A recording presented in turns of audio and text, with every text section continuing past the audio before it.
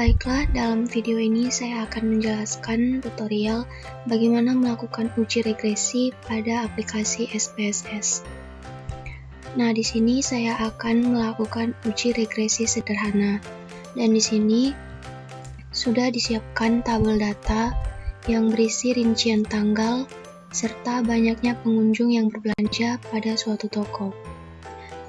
Langkah pertama yang harus kita lakukan yaitu pada menu statistik di atas ini, kita klik menu Analysis.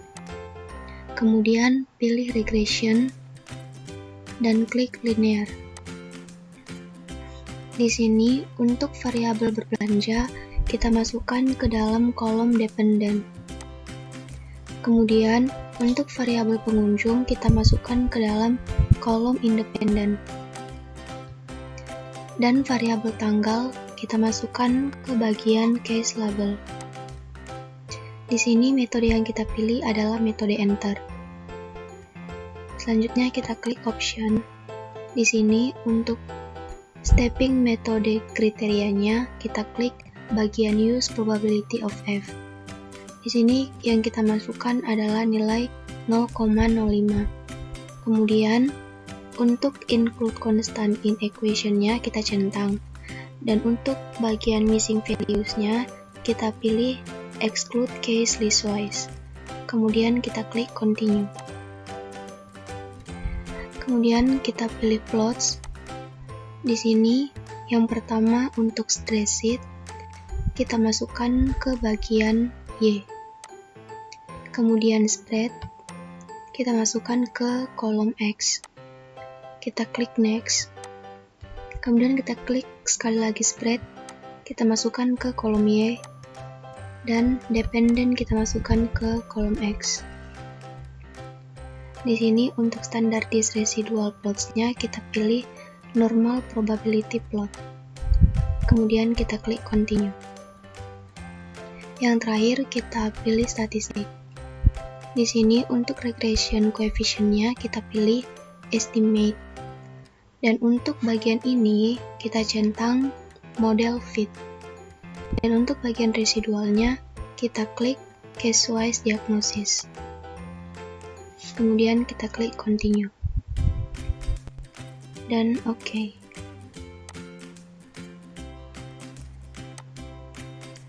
Nah, maka ini adalah hasil output dari uji regresi sederhana.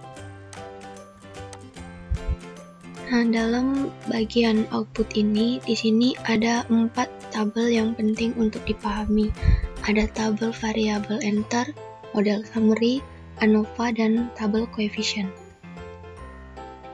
Kita mulai dari yang pertama. Output bagian pertama yaitu variabel enter atau remove. Nah, tabel ini menjelaskan tentang variabel yang dimasukkan atau dibuang dan metode yang digunakan. Dalam hal ini, variabel yang dimasukkan adalah variabel nilai pengunjung sebagai prediktor dan metode yang digunakan adalah metode enter. Kemudian, output yang bagian kedua ini adalah tabel model summary. Tabel ini menjelaskan besarnya nilai korelasi atau hubungan R, yaitu sebesar 0,785. Dan dijelaskan besarnya persentase pengaruh variabel bebas terhadap variabel terikat yang disebut koefisien determinasi yang merupakan hasil dari penguadratan R. Dari output ini diperoleh koefisien determinasi atau R-square-nya sebesar 0,616 yang mengandung pengertian bahwa pengaruh variabel bebas atau variabel pengunjungnya terhadap variabel terikat atau berbelanjanya adalah sebesar 61,6%, sedangkan sisanya dipengaruhi oleh variabel yang lain. Selanjutnya, output bagian ketiga atau tabel ANOVA. Tabel ini menjelaskan apakah ada pengaruh yang nyata atau signifikan antara variabel pengunjung atau variabel X terhadap variabel berbelanja atau variabel Y.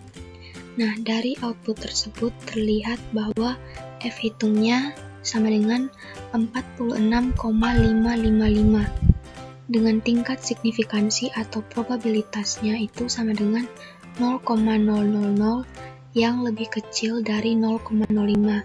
Maka model regresi ini dapat dipakai untuk memprediksi variabel berbelanja. Yang terakhir adalah output bagian keempat, yaitu tabel koefisien. Pada tabel koefisien ini, pada kolom B bagian konstan, itu nilainya sama dengan 10,964, sedangkan nilai pengunjungnya sama dengan 0,608. Dan di sini T hitungnya sebesar 6,823. Perlu kita ketahui bahwa selain untuk menggambarkan persamaan regresi, output ini juga menampilkan uji signifikansi dengan uji T, yaitu untuk mengetahui apakah ada pengaruh yang nyata atau signifikan antara variabel pengunjung atau variabel X terhadap variabel berbelanja atau variabel Y.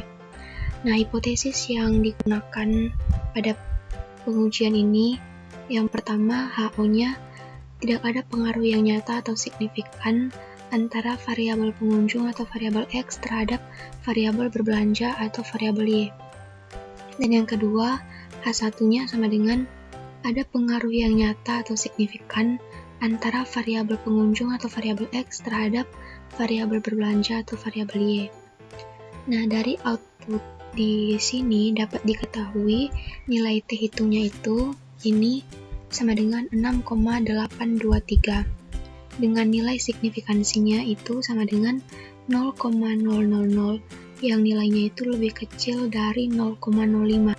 Maka HO ditolak dan H1 diterima, yang berarti ada pengaruh yang nyata atau signifikan antara variabel pengunjung atau variabel X terhadap variabel berbelanja atau variabel Y.